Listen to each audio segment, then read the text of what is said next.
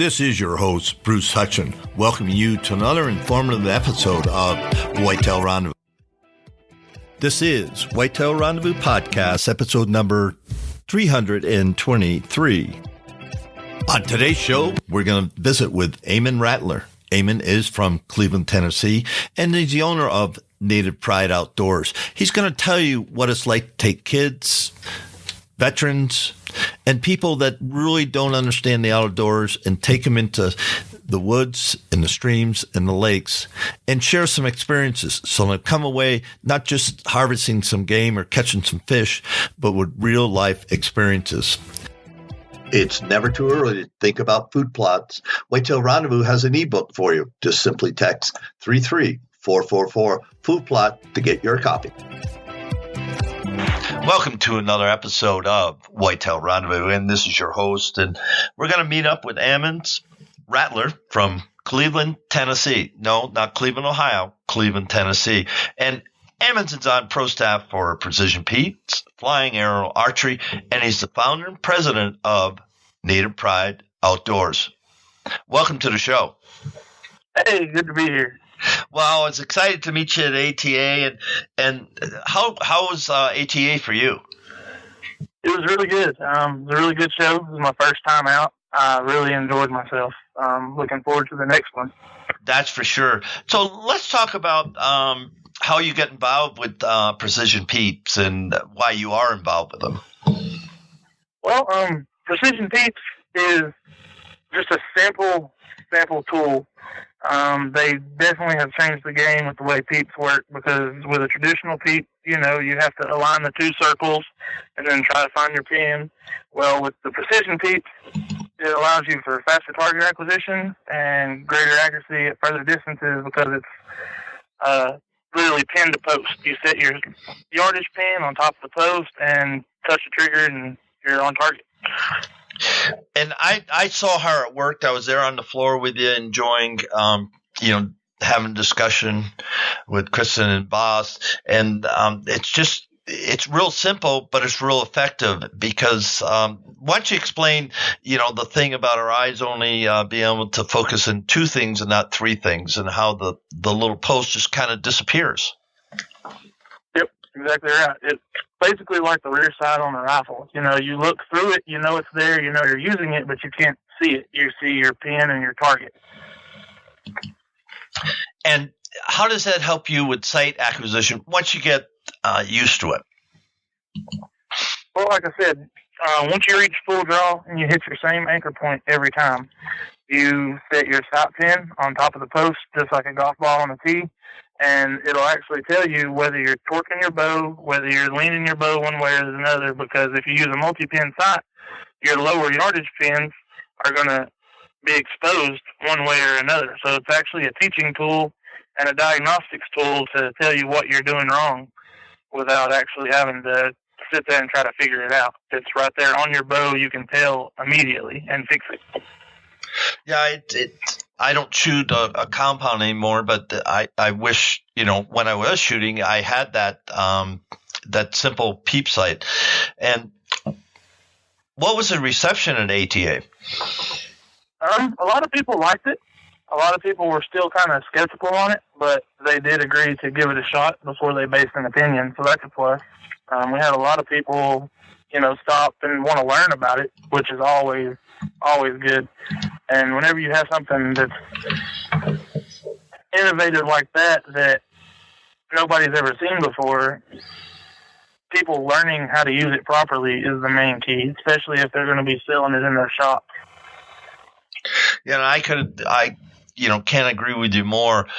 When I was there was a lot of traffic there, and people were asking good questions. And so just let's take a break now and tell people how they can get a hold of Precision Peeps. They can go to precisionpeeps.com is their direct website. Do they have Twitter pages that you know of, or Facebook? There's a Facebook. It's at Precision Peeps. And then they have a Twitter. It's at Precision Peeps as well. Yeah, folks, and just check it out. It is different. There's no question about it. But once you get comfortable with, and how long do you think it would, or how many shots downrange arrows do you think before a guy or a gal would get comfortable with it? With me personally, it was just 4 or 5 arrows, just trying to get the feel for it because it is something new and different. But within 4 or 5 arrows, I was grouping better than I was with my traditional teeps. Now, for what's the retail cost of it? It's going to be $24.99 as of February 1st, but it's totally machined out of aluminum and then anodized. So it's built to last. Yeah.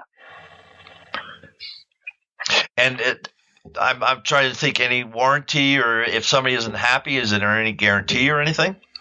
That would be a question that they would have to actually call and talk to Kristen or Boss about. And what's their last names? I can't remember because I never asked them. Wolf. All right. So, folks, it's innovative, it's different, but it's efficient and functional. So check out Precision Peeps. Having said that, let's talk about hunting. And when you were 9 years old, you killed your first deer with traditional archery equipment, and you must have a heck of a hunting heritage. Let's talk about that for a little bit. Yeah. Well, I'm Eastern Band Cherokee.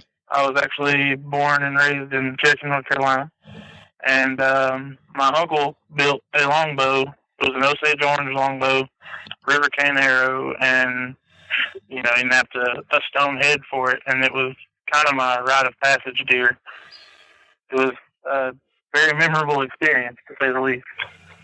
Well, I would imagine so. And tell us about that hunt, how it happened, and you're 9 years old and you're out there hunting a deer.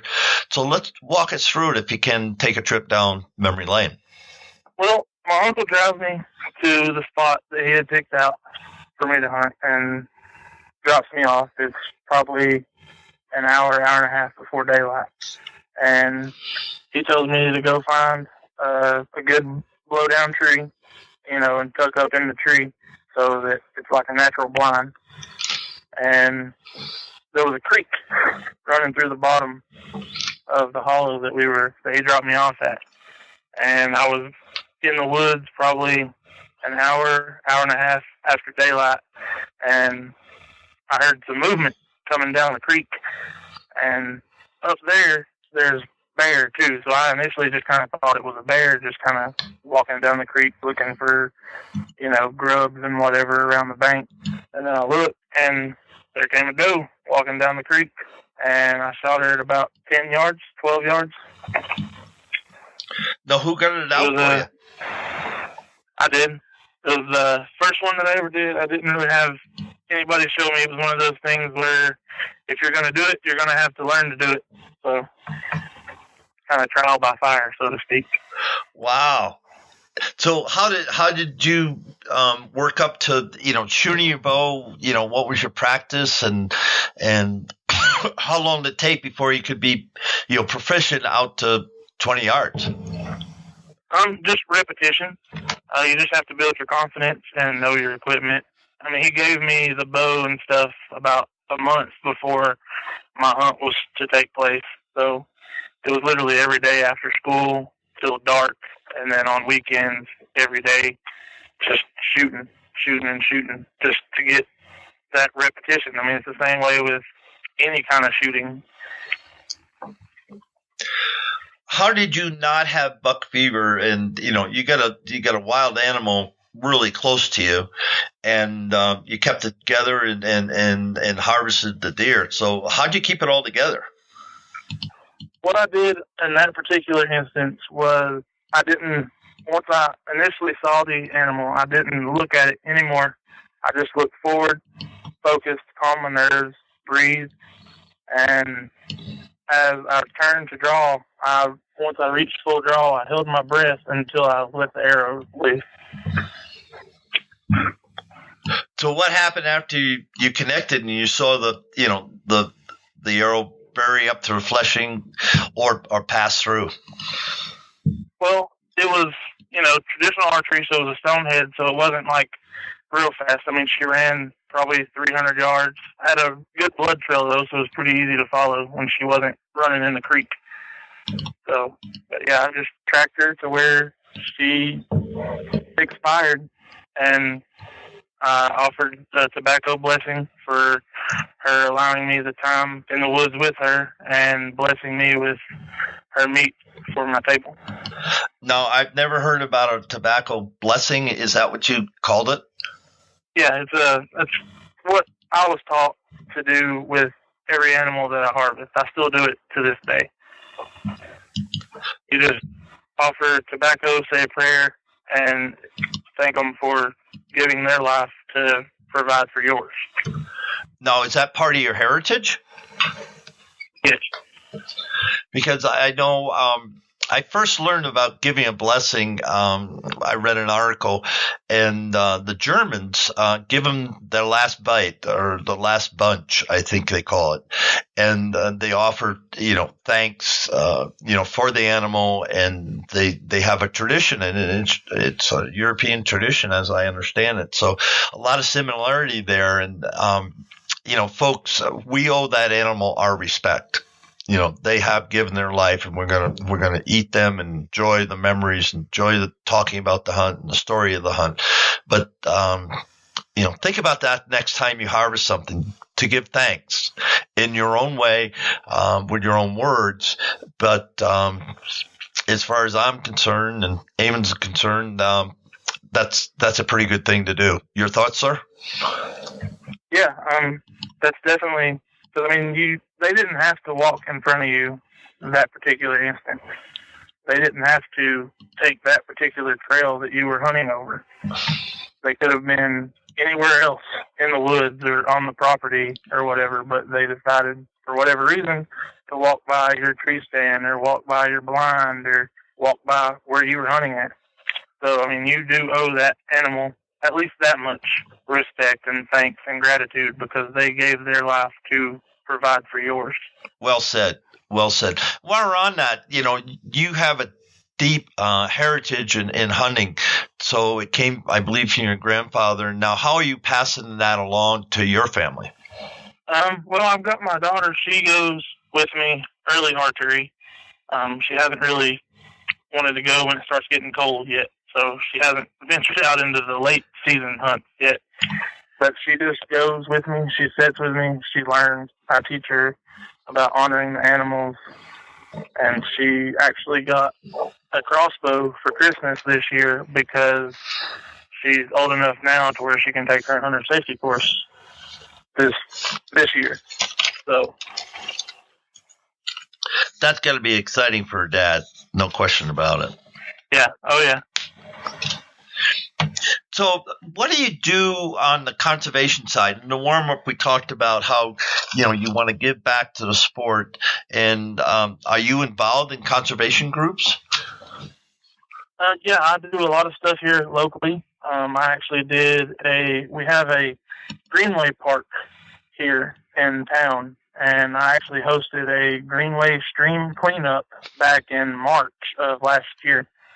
And we walked the entire stream, cleaning out all the garbage and all the tires and all the pollution and, everything that was solid and able to be cleaned out.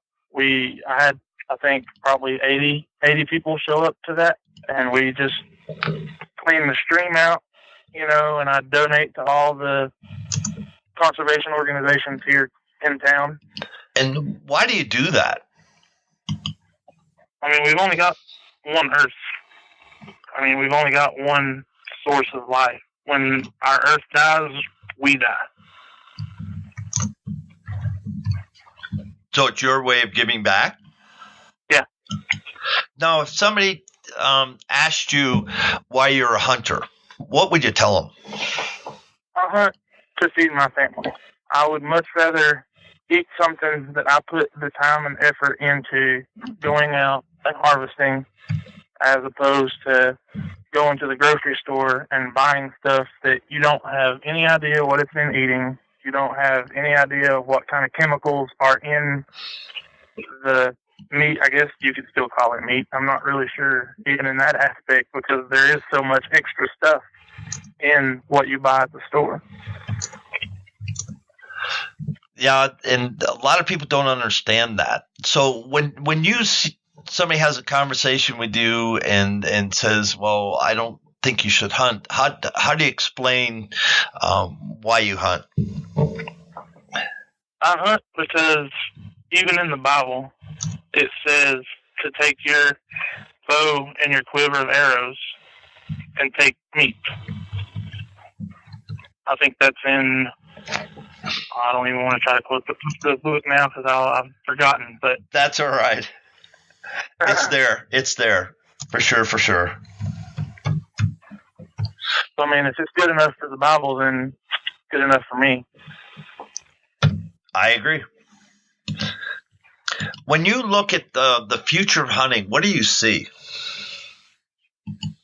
I see a lot of good, but I'm also kind of nervous and scared at what the future might hold because there are a lot of anti-hunting groups and a lot of people that don't agree with it and don't believe in the conservation aspect of it. But I know that there are thousands or hundreds of thousands of true sportsmen out there that don't just go out and kill the first thing that walks by or kill everything that walks by. And I mean, that's not what we're out there to do. We're out there, most of us, to feed our families, to put meat in our freezer.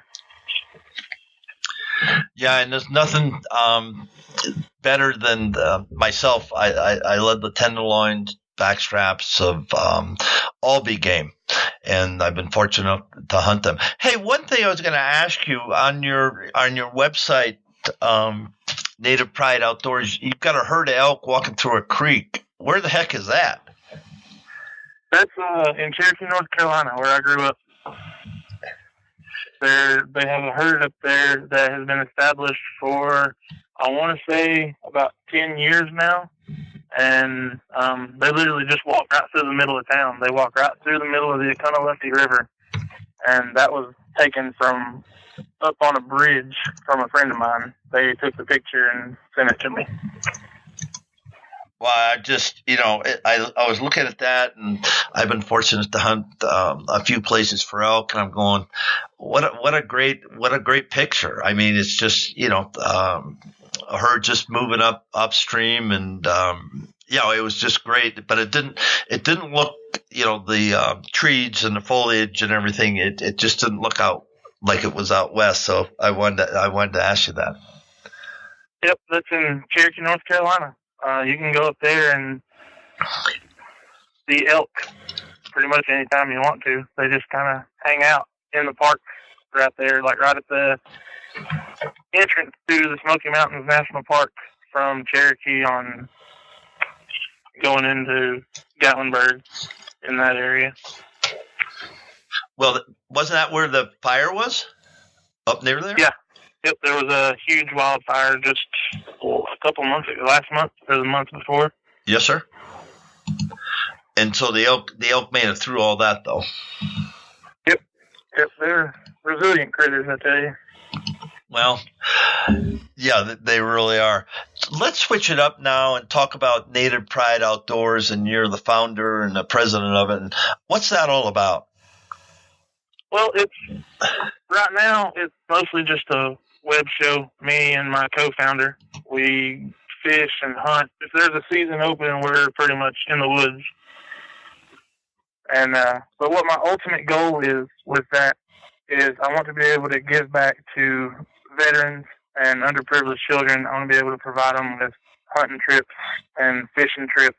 I'm actually in the process of getting my Coast Guard certification to be a captain, so I can personally take them on the fishing trips. And I'm in the process this year. I'm hoping to have my TWRA guide license.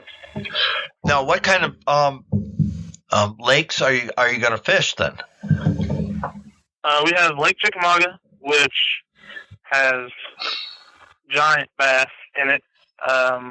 Then you can fish below Chickamauga Dam and catch really good stripers and catfish. You can fish below Nickajack Dam for good stripers and catfish, Nickajack Lake for good bass. We have giant smallmouth and largemouth in Chickamauga, though. The new state record largemouth was caught out of Chickamauga. So you offer it all. You offer hunting trips and fishing trips, and so you spend a bunch of your time in the outdoors. Is that your full-time job? No, I'm actually a machinist by trade, but every chance I get when I'm off, I'm outside. I would love for it to be my full-time job. That's actually what my ultimate goal is to not have to have a job anymore, because my grandpa always told me, find a job you love and you'll never work a day in your life. So I can agree with that. I'm doing, what I produce Whitetail Rendezvous because I want to do it, and I want to share, stories like you have. So share a story about hunting last fall and with our listeners. Well, I'm primarily a bow hunter, so my last hunting season didn't really go as planned. I saw a whole lot of deer this year, but they were all, 150, 200 yards away. So I'm going to have to, but we had a really bad drought this year. We had like 2.5 months where we had 0 rain. So it changed all their travel patterns up. So all my stand locations were off. So I'm going to have to do some revamping on my hunting properties this year. So my hunting season this year wasn't that great. Did you see any mature bucks? Yeah, I saw a couple of really, really, really good prospects for this next season. And how are you going to build your hit list? Let's talk about this. Is kind of interesting. So to recap, you saw bucks, mature bucks, but they were 100 to 200 yards away. Do you think that was because of their drought, or did they sense that you were there? Let's unpack that a little bit and share that with the the listeners. I'm pretty sure it was the drought, because the feed didn't come in like it normally does. Like where all my stand sites are is usually full of acorns and persimmons and stuff like that, just naturally occurring. It's just natural trees that are there, but they didn't come in as well as they did. So they were going to some neighboring properties that have cattle and stuff, I think, and grazing on their feed over there or whatever. When you think of whitetail, what have they taught you over the years? A lot of times they're creatures of habit. They tend to not change their patterns up too awful much unless something drastic happens. Like if there's an intense cold front, they might change their travel pattern from where they normally go in just like a normal cold front. Because a normal cold front, they'll get up on their feet, they'll move around to find food and, whatever. But if the temperature drops like 30 or 40 degrees really fast overnight, then either they may not move as far from their bedding area to find food, or they won't, or they'll go somewhere where they don't have to cross creeks. Because one of the places I hunt, they actually have to cross a creek from their bedding area to get to the property that I hunt. So when you think of, rearranging a stand, is it going to be right on the trail? What kind of wind and topography are you going to be looking to make your next set? A lot of the properties that I hunt are wildlife management areas, so it's all public land. So it's all really well maintained stuff, usually by the PWRA. I'm just going to go out and start. I actually need to have cameras now in some of my other areas. Like I've got 2 private areas that I can hunt. One's my grandpa's and one's my brother-in-law's. I need to go hang cameras there now. And then on the other ones, it's just scouting, getting out and beating feet and just putting in the work and the miles and finding their travel corridors. That's what a lot of people ask me. How do you find deer every year? You got to do the work. You got to get out and put in the miles and beat feet. And it's just a lot of walking and looking, especially on public land. Go ahead. I was just saying, especially on public land, it's just a lot of walking and looking. Ammons, we're at the time in the show that you got a chance to give shout-outs to whomever you want. So why don't you take the next minute or so and do that, then we'll wrap the show. All right. Well, first off, I guess I should give a shout-out to my wife for allowing me to hunt and fish as much as I do. And next would be my co-founder, Joshua Baggett. He's actually a disabled Army veteran. And then I've got one field staffer, Josh Skelton. He's also pro staff with Flying Arrow Archery. And I have a graphics designer, video editor that also powwow drums with me. His name's Jonathan Cox. Well, thanks for that. One thing I didn't do, how can people get a hold of you, either through social media, or your website, email? How would they do that? My Facebook is Native Pride Outdoors. I have Instagram at Native Pride Outdoors, Twitter at Native Pride Outdoors, and then an email, nativeprideoutdoors@gmail.com. Well, Ammons, this has just been I've enjoyed the heck out of it. I enjoyed meeting you at ATA this past week, and I just look forward to staying in touch with you and sharing, stories as they happen and what you develop in the outdoor industry. You're a very interesting guy, a great guy, and I just look forward to watching to see how you grow in the industry. Thanks, Bruce. I appreciate that. Hey, folks, don't forget to tune in to the next episode of Whitetail Rendezvous. We're going to meet with Logan Erdman. Now, Logan has Legacy Outdoors. And what does that mean?